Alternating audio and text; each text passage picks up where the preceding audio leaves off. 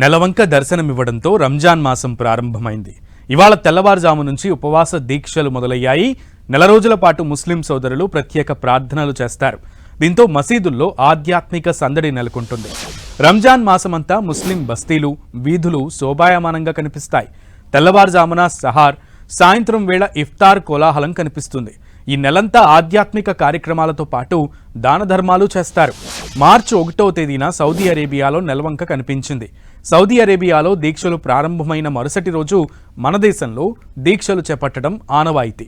రంజాన్ మాసం వచ్చిందంటే ముస్లిం వర్గాలు చేసే ఉపవాస దీక్షలు, దాతృత్వం, ప్రార్థనలు, నిత్య ఖురాన్ పఠనం, ఇఫ్తార్ విందులతో సమాజంలో మత సామరస్యం వెల్లివిరిసేలా చేస్తాయి.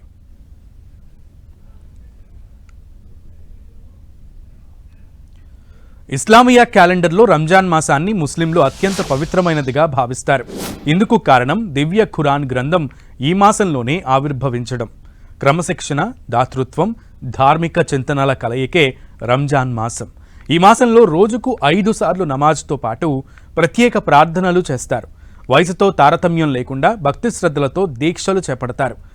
జకాత్తో పాటు ఫిత్రా దానానికి రంజాన్లో ఎంతో ప్రాధాన్యం ఉంది. అభాగ్యులకు సంపన్నులైన ముస్లింలు దానం చేయాలని ఇస్లాం బోధిస్తోంది.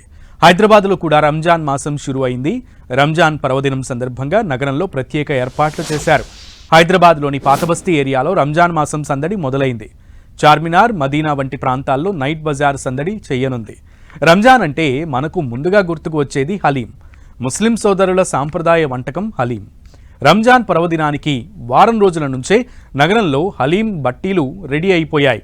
సిటీలో పేరొందిన హోటల్స్, రెస్టారెంట్లు సైతం ఈసారి నోరూరుంచే హలీం తయారీపై ప్రత్యేక దృష్టి సారించాయి.